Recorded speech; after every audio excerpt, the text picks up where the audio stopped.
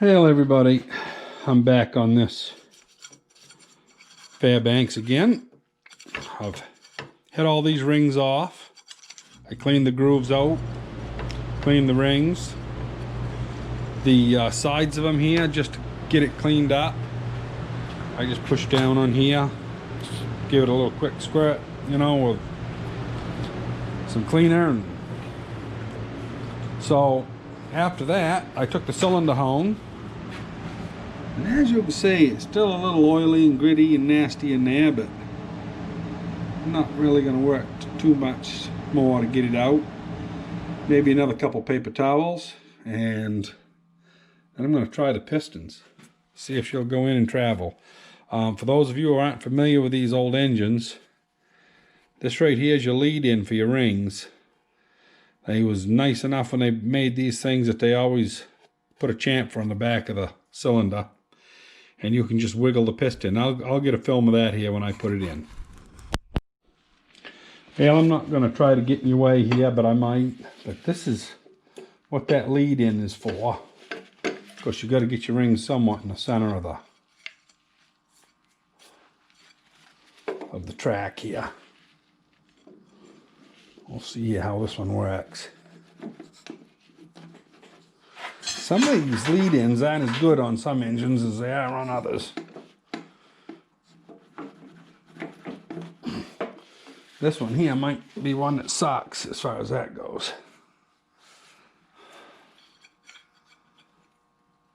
Well, I'll tell you what I'm going to do. I'm going to move that damn gap up to the top where I can see what's going on.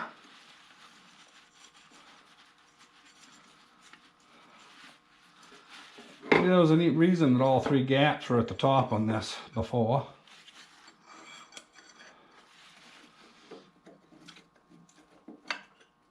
There we go, there's one of them.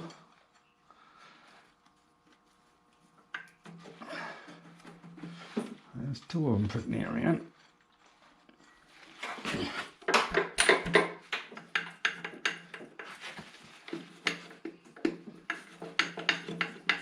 Come on. Now, I'm gonna get this ring in there somewhere near started. There she goes. Put that crank down. Okay, so that piston started, and we'll see if we can pull that cap off again. That cap's kind of tight on this particular bolt up top for some reason. There we go.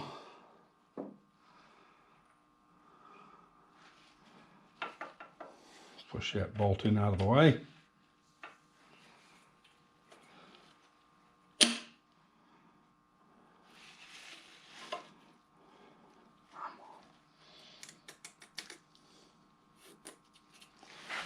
Okay.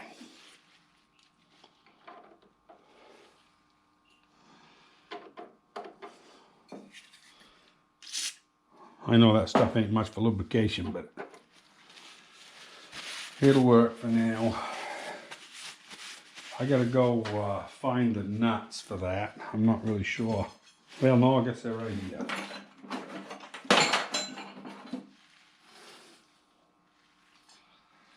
There one of them is. And there's the other one.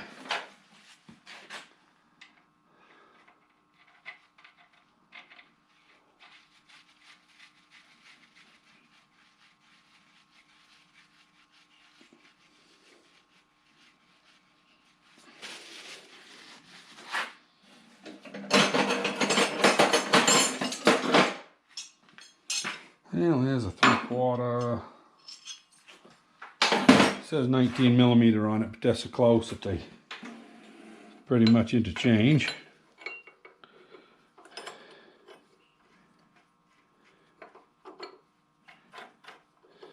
Come on.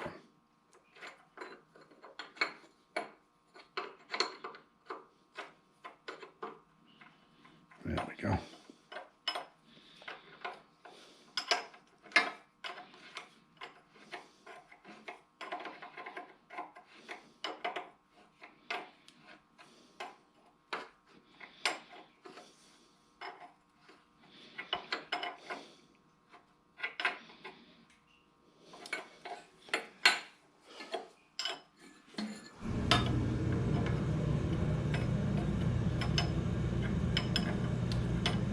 going to leave this a little loose while I deal with the cylinder.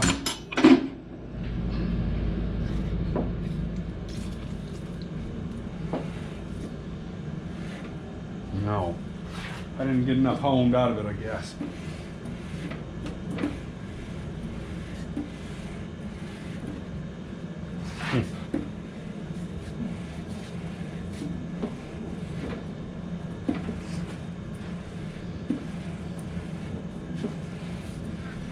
Well, I'm going to have to do some more honing. Goes a lot further than it did, but she binds it up pretty good. Which is actually a good thing, because I thought it still felt a little rough in there. So that means that there's still rust that's causing the roughness and not necessarily a pitted cylinder.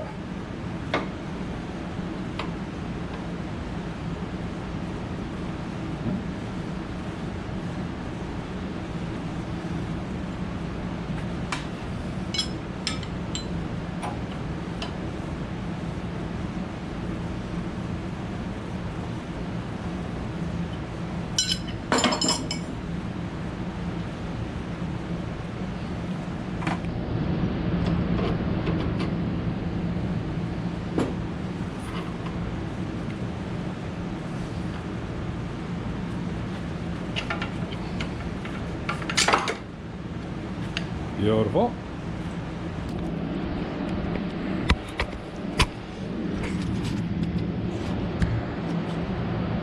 Then let's take a look in that cylinder there. Yeah, you can still see some rust on that further end. Yeah, I don't think it's going to be that bad. I think it's going to clean up pretty good. Anyway, I'm going to shut you off. I'm going to do a lot of sanding by hand. I'm not going to use the hone because the hone isn't coarse enough. I'm going to get in there with some 100 grit or coarser. And I'll give it hack for 15-20 minutes. I'll bring you back. Well, I honed that for about 3 or 4 minutes with a new set of stones on my hone. And it's a little coarse on the grind. I put coarser stones on because of the rust, but that's going to be fine. So now we can just snug these up a little bit.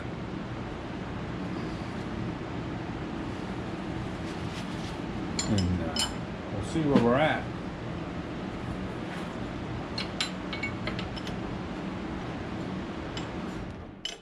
Come on. Huh. Got to be a contortionist here. There we go. Oop, I lost it. To get those bolts in there where they need to go.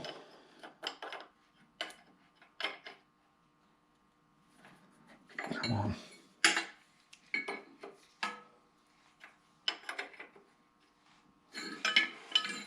Beautiful.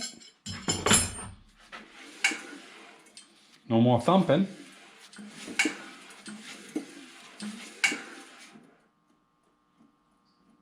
Might have to take a shim out of there.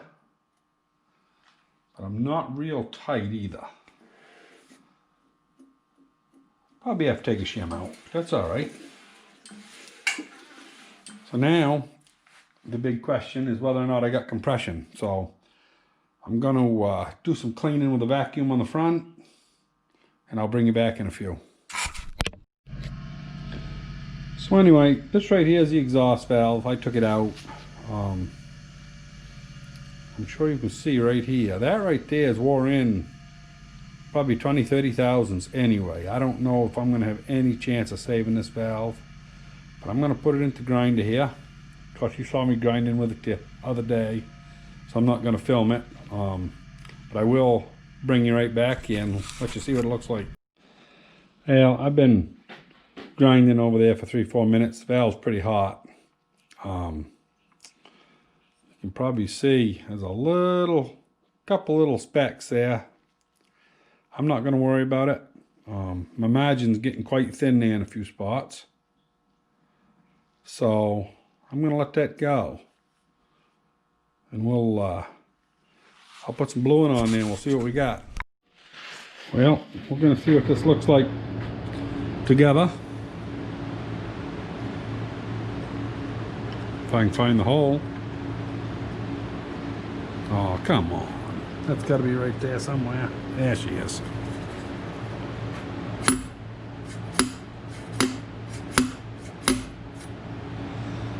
Let's see what she looks like. Wow. I am not going to take a stone to that.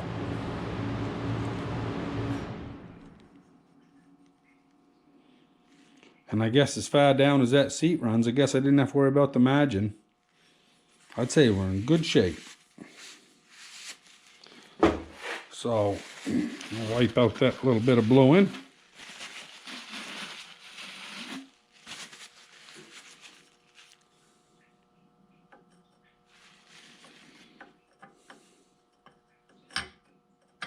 Yeah, there we go. Put all of our goodies back together on this end.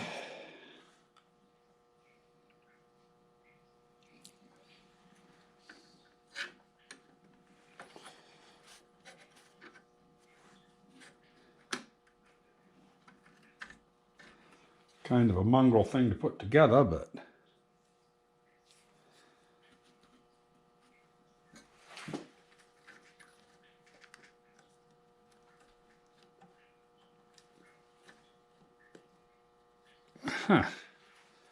yeah, that's going to be slick. I'll show you what I'm trying to deal with here. So, it's pretty simple. This, your valve, of course, right there, with a spring over it. And I think you can see that. I got a light here, hang on. So anyway, that hole right there and this hole right here need to line up.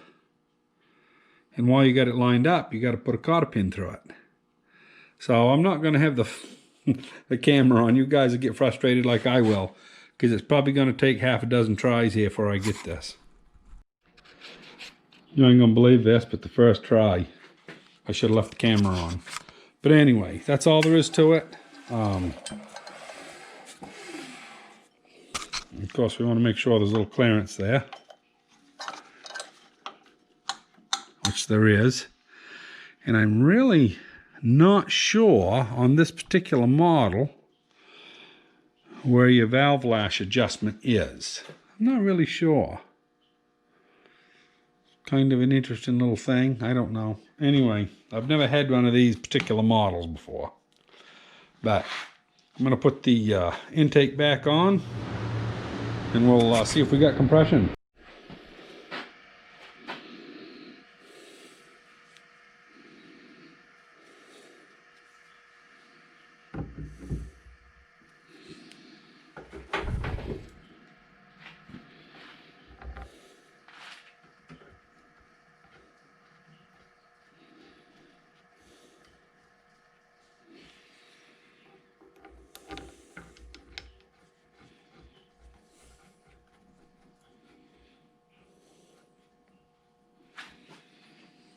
Be right back with a wrench.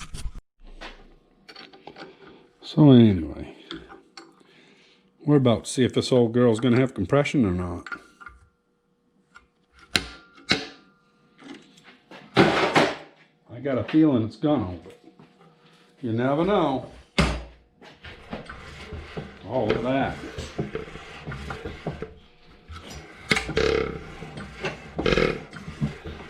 Yeah. You get that engine to fire. Well, it seems to have, you know, that's good compression for something that hasn't been run.